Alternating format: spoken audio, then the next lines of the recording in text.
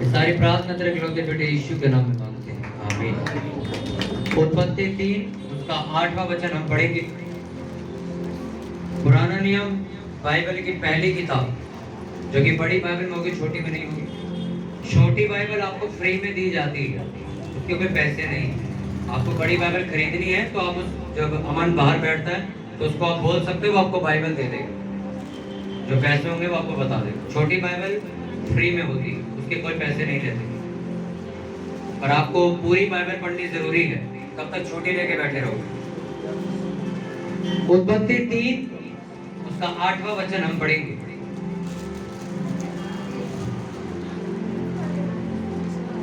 सभी लोग निकाल लेंगे। जेनेसिस 3 वर्स 8 हम पढ़ेंगे। अगर आपके साथ कोई पुराना नियम लेके बैठा तो उसके साथ शेयर कर लो। तब यहोवा परमेश्वर जो दिन के ठंडे समय वाटिका में फिरता था का शब्द उनको सुनाई दिया। तब आदम और उसकी पत्नी वाटिका के वृक्षों के बीच यहोवा परमेश्वर से छिप गए।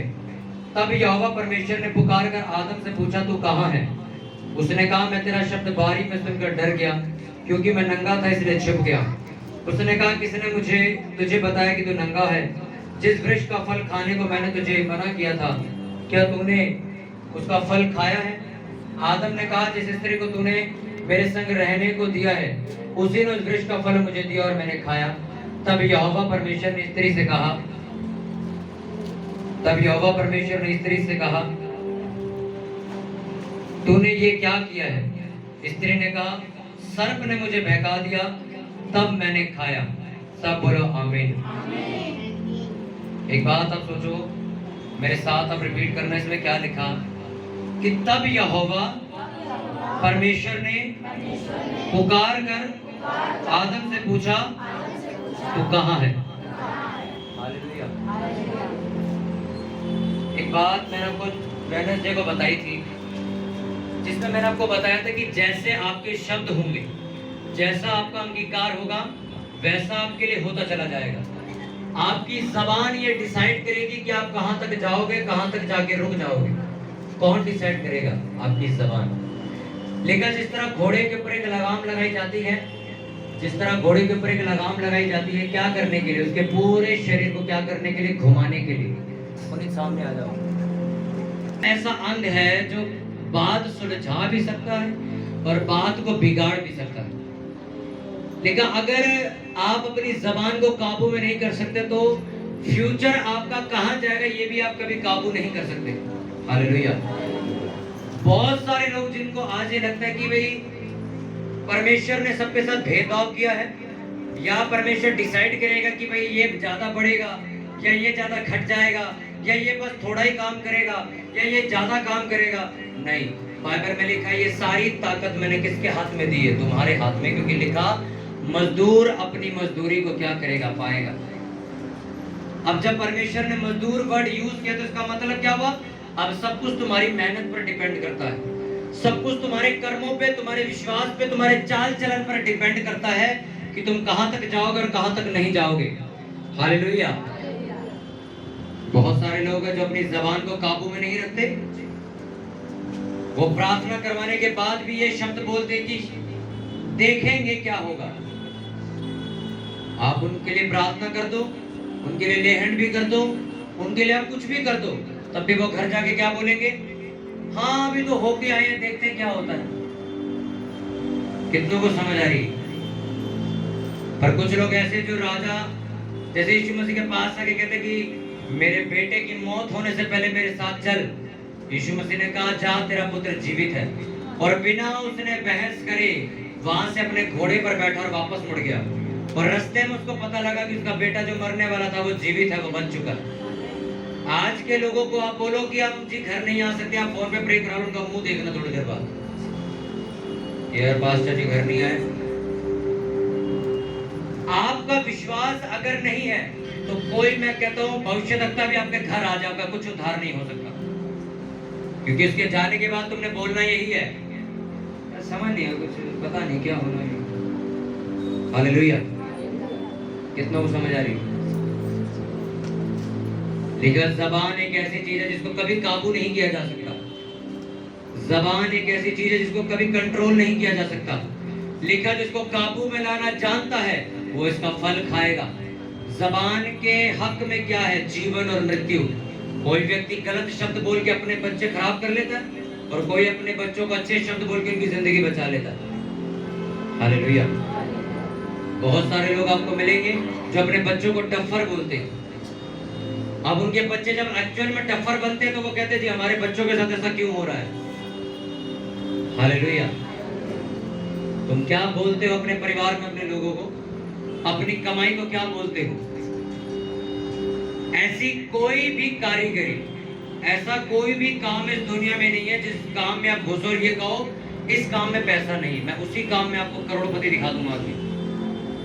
अच्छा मैं आपको, मोची बैठा है, मोची के काम में कोई कमाई थोड़ी है। बाटा कौन है? कौन है बाटा कंपनी का मालिक? जूते बनाने का तो काम था उसका। आज जिसके तुम बाटा के जूते दुनिया तरह कहती कि भाई 4 पैसे आएंगे तो बाटा का जूता खरीदेंगे, कौन है वो आदमी? मोची तो है। आज यार रेडी पे जूते रख के बेच रहे हैं, रेडी पे जूते कौन खरीदेगा? नाइकी कंपनी का नाम सुना है? चेक बना होता है वो कंपनी, देखी आपने? 10,000 रुपए का एक जूता आता उसका। और वो इंसान की आप स्टोरी पढ़ो, यूट्यूब पे पड़ी हुई है, वो इंसान कार की डिक्की खोल के मैं जूते रख के बेचता था सड़क पे, हाईवे पे। समझ आ रही है आपको? कार की डिक्की खोलता था। आपने आज भी देखा हाईवे पे लोग जूते लगा के खड़े होते हैं, कार के ऊपर रखे होते हैं, डिक्की में रखे होते हैं, बोनेट में रखे होते हैं। वो नाइकी कंपनी का जो मालिक था वो ऐसे बेचता था उस टाइम पे, अपनी गाड़ी के ऊपर जूते सजा लेता था और हाईवे पे जो लोग आते थे उनको जूते बेचता था। आज वो कंपनी 1-1 लाख रुपए का जूता भी बेचती है, 50-50 हजार रुपए के जूते उसके। पर आया कहां से वो? गाड़ी के ऊपर जूते रख के बेचने वाला इंसान। हालेलुया। तुम्हें दिखता होगा गली में गोलगप्पे वाला आता है, आता ही नहीं आता, तो क्या उसको देख के तुम बोलते हो 10 रुपए के 5 गोलगप्पे देते, इसमें क्या कमाई है? आपने टिक्की वाला नाम सुना है? बीकानेर के अंदर जाओ आपको मिलेगा, किसी बड़े मॉल के अंदर जाओ, किसी बड़े शोरूम के अंदर जाओ, आपको बिट्टू टिक्की वाला करके एक नाम मिलेगा। कौन है वो आदमी? वो ठिया लगाता था, टिक्की बेचता था वो। आज शोरूम में उसकी दुकानें होती है। आप किसी बड़े मॉल के अंदर जाओगे उसकी टिक्की खाने को मिल जाएगी। आप समझ आ रही नहीं आ रही? आप कभी नहीं कह सकते कि कोई चीज छोटी है। आपने क्या विश्वास किया, आपने क्या शब्द बोले, आपके शब्दों से सारी चीजें डिफाइन की जाएंगी। तुम्हें लगता है कि तुम कभी आशीषित नहीं हो सकते तो बोलो सारा दिन कि नहीं नहीं मेरी जिंदगी में मुझे नहीं लगता मैं कहीं पहुंच पाऊंगा, तो आप लिख के ले लो, कभी नहीं पहुंच पाओगे। तुम सारा दिन यही बोलते रहोगे अरे हम तो भैया गरीब आदमी, हमारे पास पैसा नहीं, तो आज नहीं तो कल ये शब्द पूरा भी हो जाएगा कि एक दिन तुम्हारे पास पैसा नहीं होगा। अरे मैं तुम्हें यहां तक कहता हूं, जो चीज तुम्हारे हाथ से निकल चुकी है, जो जा चुकी है, और तुम आज से ये बोलना शुरू कर दो कि ये वापस आएगा, ये वापस आएगा एक दिन यीशु के नाम में। वो आएगा 6 महीने बाद, वो तुम्हारे सामने खड़ा होगा। बेशक वो दुनिया की नजर में आपके हाथ से निकल चुका है, वो चाहे नहीं अब नहीं आएगा यार, वो निकल गया मेरे हाथ से। तुम बोलना शुरू कर दो, वो वापस आ जाएगा। तुम्हारे शब्द क्या है तुम वो देखो। अब्राहम 100 साल का हो गया, कोई औलाद उसके पास नहीं थी, पर एक भी जगह बाइबल में आप पढ़ते हुए ये नहीं देखोगे कि उसने ये कहा कि मैं लगता है ऐसा ही मरूंगा, मैं बिना औलाद के ही मरूंगा। और वो बार बार 100 साल का आदमी जिसको समझ लो विश्वास भी खत्म हो जाना चाहिए कि अब तो मरने वाला हूं मैं, उसको तो ये शब्द बोलने चाहिए। पर वो क्या बोलता था? परमेश्वर ने जो मुझसे वायदा किया वो झूठा नहीं, वो मुझे जरूर देगा, वो जरूर देगा।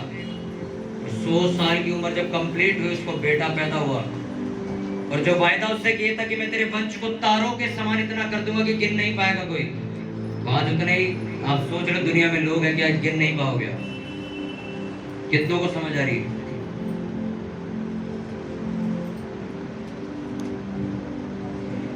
यहोवा परमेश्वर ठंडे समय आए आदम से मिलने के लिए, और देखो पूछ क्या रहे हैं।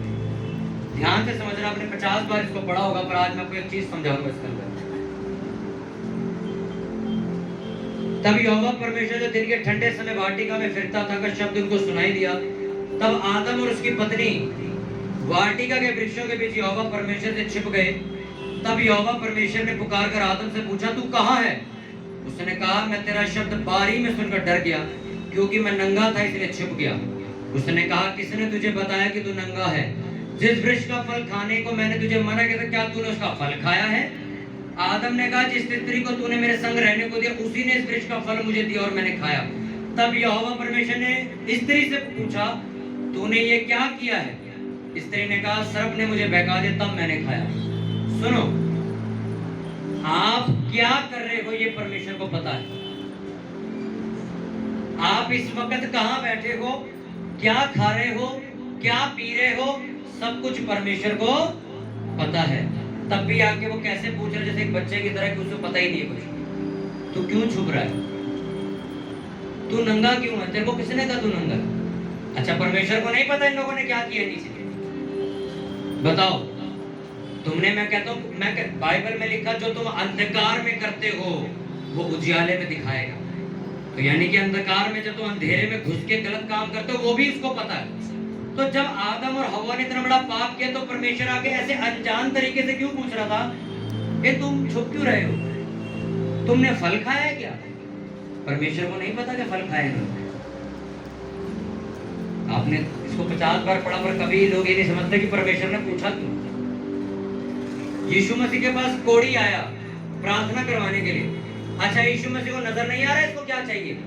इसकी पूरी चमड़ी खराब हो चुकी है, इसको चमड़ी के लिए आजादी चाहिए।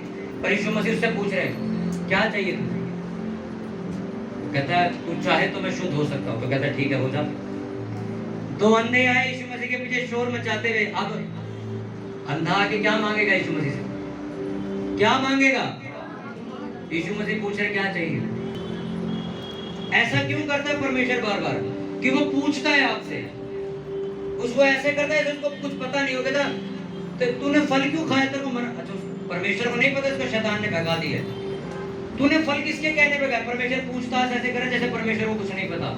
पर परमेश्वर को पता है। वो पूछ इसलिए रहा है ताकि तुम अपने मुंह से खुद अंगीकार करो तुमने किया क्या है। क्योंकि परमेश्वर कभी भी ऊपर से आके तुम्हें एकदम ही सीधा ये ले तेरा फल नहीं करता। वो तुमसे बुलवाता है कि तुमने क्या किया है। इसलिए आज जब आप प्रेयर करते हो, मैं क्यों आपको कहता हूं, अपने होठ खुद खोलो, खुद बोलो हालेलुया। आप जब अपना बीज बो के जाते हो, अपनी भेंट चढ़ा के जाते हो, या कोई दान करके जाते हो, या किसी भी चीज में पैसा लगा के जाते हो, मैं आपको एक बात पूछता हूं, ध्यान से समझना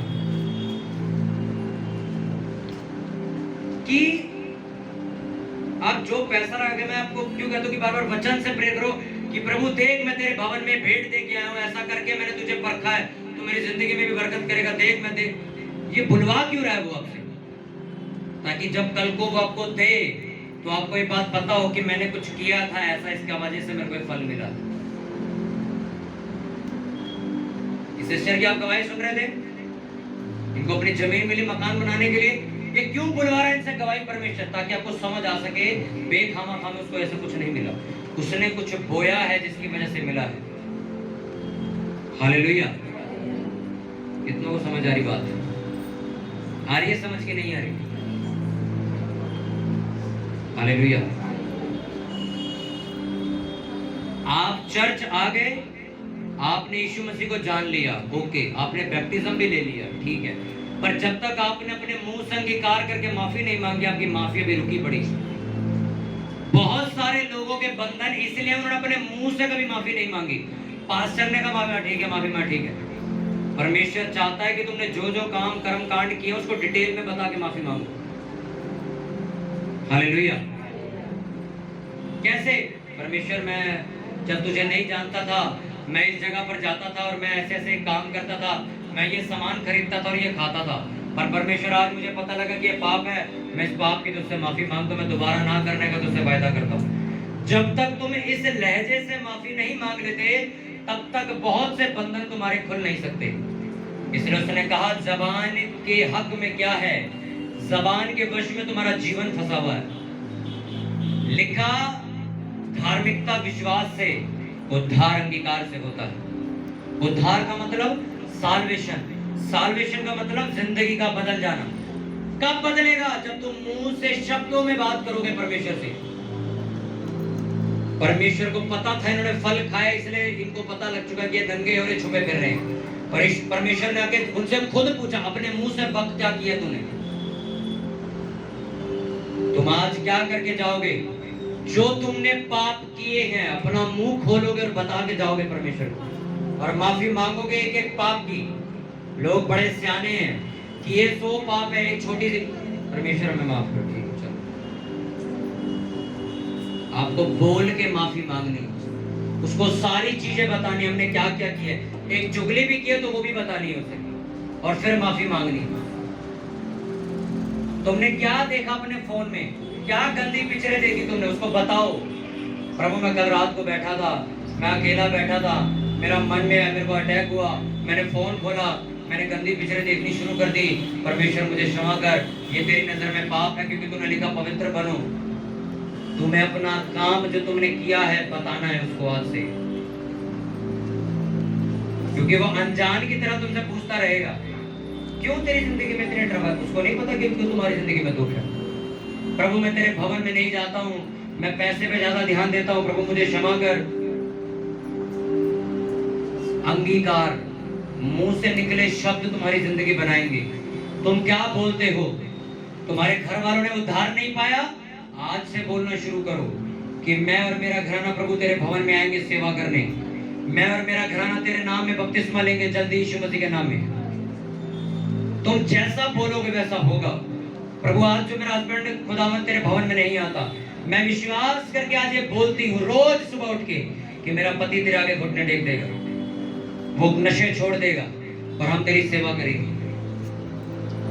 तुम्हारे जैसे शब्द होंगे वैसा तुम्हारा घर होगा। हालेलुया। इतना को समझ आ रही है? क्या करना है तुमने आज से? मन में बातें करने की अंगीकार करना है। बोलो। जब तक तुम बोलोगे नहीं परमेश्वर को समझ नहीं आएगा। वो जानता सब कुछ है पर वो रिएक्ट ऐसे करता है, इसे कुछ नहीं पता। एक तेरी जिंदगी में दुख क्यों है तो तुम बताओगे, उसको पता है, वो तुमसे पूछेगा, ताकि कल को तुम ये ना कहो कि उसकी वजह से सब कुछ हो रहा है। क्योंकि परमेश्वर ने वचन में लिखा, ना अच्छी रीति से ना बुरी रीति से परमेश्वर किसी की परीक्षा नहीं करता। परमेश्वर किसी को दुख दे के खुश नहीं, इसलिए वो बार बार तुमसे बुलवाता है। ये जो तेरे साथ हो रहा है क्यों हो रहा है, तू खुद बता। फिर आप बताओगे हाँ मैं सिगरेट पीता हूँ अभी भी, हाँ कभी कभी मैं तंबाकू खाता हूँ अभी भी। वो तुम्हारे मुंह से इसलिए बुलवाता है ताकि तुम्हें ये साबित हो जाए कि वो सिद्ध है और तुम पापी हो, ताकि फिर तुम माफी मांगो और वो तुम्हें साफ कर सके। इसलिए वो पहले सब कुछ नहीं करता, वो तुमसे उगलवाता है तुमने किया क्या है। हाँ प्रभु हम घूमने फिरने में ज्यादा ध्यान देते हैं, प्रेयर में इतना ध्यान नहीं देते। हाँ प्रभु कभी कभी हम गलत बात भी, कभी कभी गाली भी दे देते हैं, कभी कभी मुंह से निकल जाती है, वो तुम्हारे मुंह से निकलवाएगा ये बात। और फिर जब तुम्हारे मुंह से निकलेगी पवित्र आत्मा तुम्हारे मन में तुमसे खुद ही कह देगा कि यही गलती थी तेरी जिसकी वजह से तू आज धक्के खा रहा। कितनों को समझ आ रही बात? ये पुलपिट साइड करते हैं। हालेलुया। कैसे होगा उद्धार? बोलो। अंगीकार से। कैसे? अंगीकार से। आपका अंगीकार कैसा होना चाहिए? आज से जो तुम होता हुआ देखना चाहते हो उसे आज बोलना शुरू करो। 2017 में मैंने आपको बताया जब हम मसीह में नए नए आए थे तो मैं और मेरी बहन का एक शब्द होता था कि आज ये लोग हमसे कलेश कर रहे हैं, एक दिन देखना ये हमारे साथ सेवा करेंगे। आज मेरे मम्मी पापा कर रहे हैं ना सेवा, मेरी बहनें कर रही है ना सेवा, वो शब्द पूरा हो चुका है। तुमने क्या बोला? मैं आज आपको कहता हूं आज आपके लिए प्रेयर हो, आपका काम और पूरी तरह खराब हो जाएगा। क्या बोलोगे? आज आप अपनी कमाई के लिए प्रार्थना करवा के जाओ, जो चल रही है वो भी बंद हो जाएगी। क्या करोगे? गाली दोगे परमेश्वर? वो जानबूझ के ऐसा करता, तुम्हारे शब्द सुनने के लिए भी क्या बोलेगा? हालेलुया। तुम यहाँ पर अपनी प्रेयर बढ़ाओ तो तुम्हारे घर कलेश और बढ़ जाएगा। तुमको भी यार जब से मैंने चर्च अब रेगुलर कर दिया जाना और लड़ाई शुरू हो गई। जब शैतान का निकलने का समय आता था वो रोना पिटना शुरू करता है। और बहुत सारे लोगों को ये बात समझ नहीं आती। एक लड़की यहाँ पर आई, उसके लिए प्रार्थना हुई तो जादू टूने बहुत कर रखे थे उसके घर वालों ने, तो उसके लिए जैसी प्रेयर हुई, यहाँ तो कुछ हुआ नहीं, वो घर गई, उसकी उल्टियां बंद ना हो, उसको लूज मोशन लग गए। वो वॉमिटिंग करे, जब पागल ही होगी वो कर करके। उसके घर वालों ने पता क्या कहा, अरे चर्च खराब है, देखो हम अभी प्रेयर करा के क्या हालत होगी हमारी। पर वही दूसरी सिस्टर कहती मेरे को वॉमिटिंग हुई, मेरे अंदर से तावीज बाहर निकला और अब मैं ठीक हो चुकी। कई बार लोगों को प्रेयर के बाद इतना पसीना आता है, वो कहते यार बाकियों को आ रही है, मेरे को क्यों आ रहा है? वो दुष्ट आत्मा आपके अंदर से किसी ना किसी रास्ते से बाहर निकल रही है। अब जब बाइबल ही नहीं पढ़ी कभी तो क्या समझाएंगे लोगों को? हालेलुया, कितनों को समझ आ रही? इसलिए आपका अंगीकार कैसा होना चाहिए? जैसा आप होता हुआ देखना चाहते हो। मैं कल एक पास्टर के घर गया, हम डिनर पे हमें इनवाइट किया हुआ था, हम बैठे हुए वहां पे। उनकी वाइफ से मैं मिला, मैंने कहा संडे आप लोग चर्च नहीं आते क्या?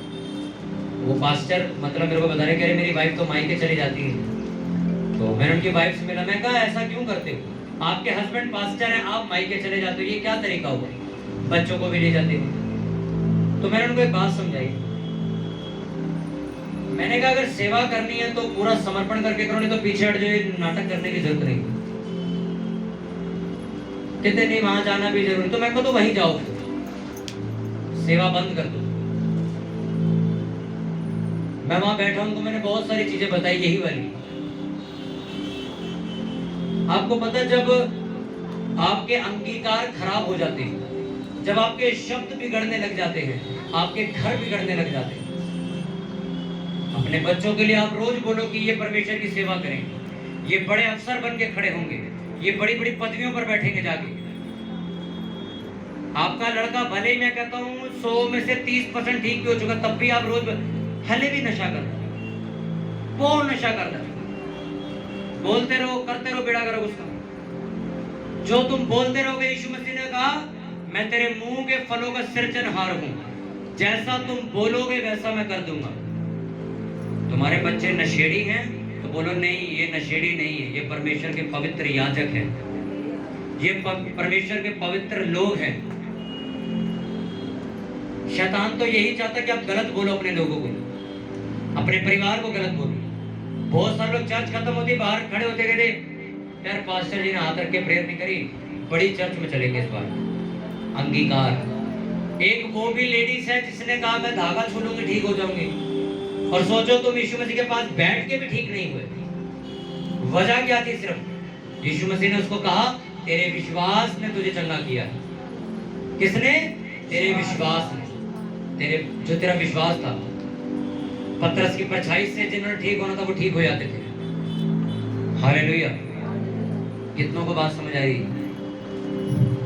आज से तुम्हारा अंगीकार कैसा होना चाहिए? जो तुम होता हुआ देखना चाहते हो। हालेलुया। नहीं देता 2 साल परमेश्वर तो क्या करोगे आप? वो 5 साल भी नहीं देगा तो क्या कर लोगे तुम? देना उसी ने है, भले वो 5 साल बाद दे चाहे 5 मिनट बाद दे दे। तुम उसको छोड़ के किसी दूसरे से अप्रोच थोड़ी लगा लोगे, यार वो तो दे नहीं रहा तू दे दे। देना उसी ने। पर तुम्हारे अंगीकार क्या होने चाहिए? लोग कह रहे नहीं होगा, अबे आएगा, ये खुद आएगा, यहाँ देखिए ये खुद चल के आएगा यहाँ। हालेलुया, कितनों को समझ आ रहा है? हालेलुया। आज दोबारा शरबत बांटेंगे, दोबारा उसकी तैयारी करनी है। गर्मी ज्यादा है। हालेलुया। अपना अंगीकार सुधार लो, आपको कभी किसी से सलाह लेने की जरूरत नहीं पड़ेगी। अगर आप प्रभु यीशु मसीह को मानते हो, उसके भवन में भी आते हो और अपने पापों को आपने कबूल नहीं किया तो फंसे रहोगे वहीं। आज आप जब जाओगे तो अपनी गलतियां परमेश्वर को बताओगे और माफी मांगोगे और उसकी दया मांगोगे कि प्रभु तू आज मुझे साफ कर, मेरे पापों की क्षमा मुझे दे और मेरी जिंदगी सीधी कर। आज ही आप करके जाओगे। बहुत सारे लोग हैं जिन्होंने अभी तक माफी भी नहीं मांगी। मैं अपना सच बताऊं, बपतिस्मा लिए उन्हें 3 साल हो चुके, उन्होंने माफी भी नहीं मांगी। आपको एक एक पाप अपना डिटेल में बताना है परमेश्वर को और उसको बोलना प्रभु मैंने ये काम किए थे जब मैं तुझे नहीं जानता था, आज से मैंने ना करने का वायदा करता हूँ। हालेलुया, कितनों को समझ आ रही है? आप देखना अगले कुछ संडों में आप क्या गवाही दोगे। आप सबसे बड़ी गवाही तुम्हारी होगी यीशु मसीह के नाम में। हालेलुया। यीशु मसीह ने बीमार को पता क्या बोला, जा तेरे पाप क्षमा हुए, और वो खड़ा हो गया। तो लोग खड़े कहते कौन है पाप क्षमा कर रहा है? तो यीशु मसीह ने कहा ये ज्यादा अच्छा है कहना कि तेरे पाप क्षमा हुए, ये मैं कहूं कि उठ अपनी खाट ठार चल फिर। यीशु मसीह के कहने का मतलब ये था कि ये दोनों बातें एक ही हैं।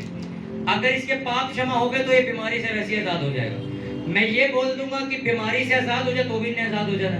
पर आप इस बात की गहराई को समझो कि पाप की वजह से वो बीमार पड़ा हुआ है, पाप की वजह से वो आदमी चल नहीं पाया।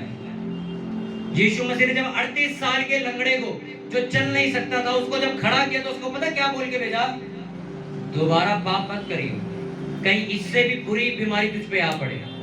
इसका मतलब आप समझे कि जो कुछ भी आपके साथ है उस बीमार व्यक्ति के साथ जो 38 साल से पड़ा हुआ बिस्तर पे, उसका कारण क्या था? पाप। इसलिए यीशु मसीह ने कहा तेरे पाप क्षमा हो गए, वैसे ही खड़ा हो गया। इसलिए मैंने आपको कहा अगर आपने अपने पापों की ढंग से माफी मांग ली तो आधे मसले आपके आज ही हल हो जाएंगे चर्च में। पर आधे लोगों ने माफी भी नहीं मांग रखी। हालेलुया। आपको पता है परमेश्वर से ज्यादा अपने परिवार की सुनना भी पाप है। पता है आपको ये बात? ऐसे ही चर्च लग रही थी, यीशु मसीह खड़े होकर प्रचार कर रहे तो एक बंदा आगे कहता है आपकी मम्मी और आपके भाई आपको बाहर बुला रहे हैं। तो यीशु मसीह ने कहा, कहता उन्हें बोलो मेरी माँ और मेरे भाई ये लोग हैं जो बैठे हुए। क्योंकि आप सोचो यार ये क्या बात बोली यार, तो वो भी तो मानते ही हैं परमेश्वर को। अगर वो प्रभु यीशु मसीह को मानते होते तो वो चर्च में होते, ना कि चौखट पे खड़ा होकर उसे बाहर बुला रहे होते। समझ आई? इसका मतलब वो चर्च में नहीं आना चाहते थे। कहाँ खड़े थे उनके भाई और माता? बाहर खड़े हुए, कह रहे बाहर बुलाओ जरा यीशु मसीह को। अंदर क्यों नहीं आए वो? सोचो अगर मैं प्रचार कर रहा हूँ तो मेरे घर वाले तो पहले यहाँ बैठे होने चाहिए। आपको पासे जी आपके पापा नीचे से बुला रहे हैं, इसका मतलब क्या है? वो चर्च नहीं आना चाहते। इसलिए यीशु मसीह ने शब्द बोला कि जो मेरे परमेश्वर के वचनों को मानकर उन पर चलता वो मेरी माँ वो मेरे भाई। आज भी बहुत नाजुक ऐसे मसीही हैं जो भाइयों बहनों बच्चों माता पिता हस्बैंड वाइफ के कहने पे कुछ भी पलट सकते हैं। मेरे से आगे पूछ जाते पास्टर जी ये काम कर ले, मैं कहता नहीं करना। ठीक है, वाइफ कहती हम करेंगे, कर लेते। तो मैं अपने चर्च के लड़कों कह रहा, मैं इसने पूछा ही क्यों था मुझसे? फिर पूछा ही क्यों था? फिर चर्च में आके बहुत सारे लोग सलाह ले जाते हैं, पास्टर जी हम ऐसा मकान खरीदे ले ले, या हम ऐसी प्रेयर मीटिंग करवाना चाहते हैं, यहाँ पे करवा। मैं कहता नहीं ऐसे करो। तो घर जाके फैसला कौन ले रहा है? भाई ले रहा है जो यीशु मसीह को जानता नहीं, पति ले रहा है जो यीशु मसीह को जानता नहीं, बच्चे ले रहे हैं जो चर्च नहीं जाते, और तुम उनका फैसला मान लेते हो। तुम यहोवा परमेश्वर को मानते हो, फैसले तुम लोगे घर में। हालेलुया। अपने मुंह से ये भी अंगीकार मत करना कहीं ना जाने के बहाने फोन करके बोलते मैं बीमार हूँ बाद में आऊंगा। तुमने शब्द बोला वो हकीकत में बदल जाए। कई लोग आते, मैं सेवा बुलाता हूँ, सेवा में बुलाता हूँ तो लड़के फोन करते हैं किसी सिस्टर को या लड़के को, जी बीमार है। ठीक है चल रख दे फोन। फिर अलग गले में दर्द है आज, रख दे। आज मेरे सर में दर्द है, आज रख दे। आज मेरा थोड़ा कमर में दर्द है, मैं कहा इसका नंबर डिलीट कर, उसका नंबर सेव कर बीमार के नाम से। जो भी इसका नाम है इसका नाम हटा और लिख बीमार मसीही। ये नाम होना चाहिए, इसको हम फिर फोन मिलाया करेंगे। अरे प्रभु यीशु मसीह को मानने के बाद भी रोज के तुम्हारे सर दर्द लगे हुए हैं, रोज के तुम्हारे रोग लगे हुए हैं, तो काहे का यीशु मसीह तुमने माना था भाई? मैंने 2017 में यीशु मसीह को कबूल किया था, आज तक तुम्हारा हॉस्पिटल की शक्ल नहीं देखी मैंने। पता है क्या है? बीमार वो है नहीं, बीमार वो है नहीं। ना आने की वजह से अपने मुंह से अपने आप को बदुआ दे देते हैं, हमारी भी थोड़ी तबीयत खराब है ठीक है। तबीयत तो सर वो खराब है, जैसे मैं पड़ा होता था अपने घर पे मेरी मम्मी गीली पट्टियां कर रही होती थी, कंबल दिया होता था, है सूप में, उसको कहता है बड़ा तबीयत खराब है इसकी। सर अब ड्यूटी करने वाले इंसानों, काम धंधे करने वाले इंसानों, शाम को लाजमी सी बात है हाथ पैर थोड़े बहुत दर्द होते हैं, थोड़ा बहुत मौसम बदलता, गला बदलता, जुकाम लगता है, इसको आप बीमारी का रूप दे देते हो। ये बहुत गलत बात है। पूरी कोशिश करो कि अपने मुंह से शब्द निकलने मत दो कि मैं बीमार हूँ। मेरी कभी ज्यादा हम जाग लेते हैं या रात को सोते नहीं है तो एक दो दिन थकावट की वजह से बुखार भी आ जाता ना, तो मैं अपनी मम्मी को साफ कहता, किसी का फोन है तो बताना मत खराब। बोलना वो वैसे ही रेस्ट कर रहे हैं। और बहुत लोग हैं जो आसानी से अपने मुंह से बोल देते हैं हाँ जी हम बीमार हैं। आपको नहीं पता आज तो वो फल नहीं लाएगा, पर वो शब्द निकल चुका है, वो पूरा एक दिन हो जाएगा। हालेलुया। अभी अभी बरसात के मौसम, अभी थोड़े टाइम बाद ठंड आ जाएगी, अरे जुकाम है थोड़ा सा, सर आपका शरीर मौसम के हिसाब से बदलेगा। इसे बीमारी नहीं कहते, बीमारी कहते भैया इसको कैंसर हो गया, इसको टीबी हो गया, भैया इसको खून पतला हो गया, इसको माइग्रेन हो गया, इसको ब्रेन हेमरेज हो गया, दिमाग में कीड़ा है इसके, इसे कहते हैं अभी बीमारी है इसको। ये तुम जुकाम को बीमारी का नाम दे देते। मैंने ऐसे चर्च में लड़के देखे, इनको मैंने सुधारा, जुकाम हुआ, हम सेवा करें, लाइटें लगा रहे थे क्रिसमस पे, तो ऊपर ठंडी हवा चल रही रात के 2:30 बजे, हाथ पैर ऐसे सुन्न हो गए थे, तो उसको जुकाम हो गया। तो सुबह उठे कहते हैं मैं कहाँ जा रहा है, कहता जुकाम की दवाई लेने जा रहा हूँ। तो मैंने पुनीत से पूछा, मैं कहा जुकाम की भी दवाई आती है? मैंने तो कभी खाई नहीं, मैंने जुकाम की भी दवाई होती है, जुकाम की भी दवाई लेने की आई है। लोग सर दर्द की भी दवाई लेने जाते हैं केमिस्ट में, सोचो इतना बुरा हाल है। अरे तुम कंबल में जाओ, सो जाओ, अपना छुट्टी, अपना जुकाम ठीक हो जाएगा। हालेलुया। एक हल्का सा कट लग जाएगा, खून आ जाएगा। ये जितने लोग बाहर जा रहे हैं, दोबारा वापस नहीं आना चाहिए, बाहर ही बिठा दिए। आपको हल्का सा कट लग जाएगा, खून आ, उसके लिए बैंडेड लेने जाएंगे, बेटाडिन लगाने लग जाए। पता है ऐसा क्यों होता है हम लोग के साथ?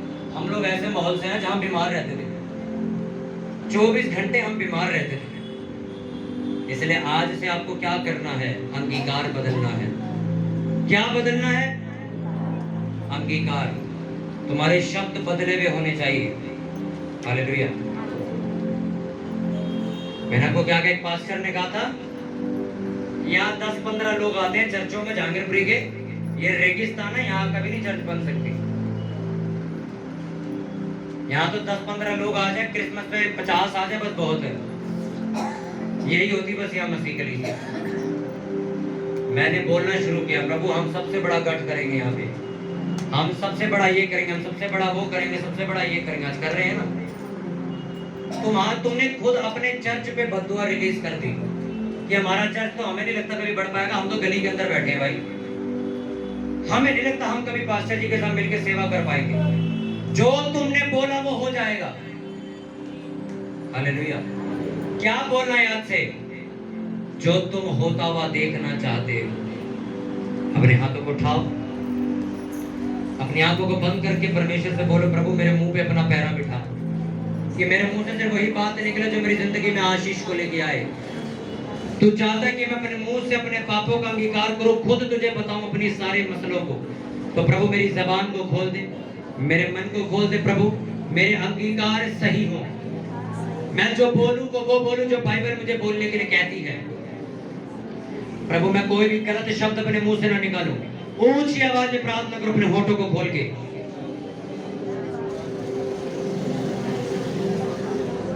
ऊंची आवाज में, कोई बात नहीं, अपनी आवाज तेज है, कोई आपको रोकने वाला नहीं। ऊंची आवाज में बोलो, प्रभु मेरे जबान पर अपना पैरा बिठा, मैं जो कुछ भी बोलूं मेरे परमेश्वर वो आशीष ही आशीष लेकर आए। मैं मेरे मुंह से कभी भी किसी के लिए गलत शब्द ना निकले। प्रभु मैं अपने बच्चों के लिए, अपनी कमाई के लिए, अपने परिवार के लिए कभी गलत शब्द की घोषणा ना करूं। मैं वही घोषणा करूं जो मैं होता हुआ देखना चाहता और चाहती हूं। प्रभु मेरी जबान को सामर्थी बना, मेरी जबान को असरदार बना, कि जब मैं बोलूं तो वो काम हो जाए। तो मेरे मुंह के फलों का सृजनहार है।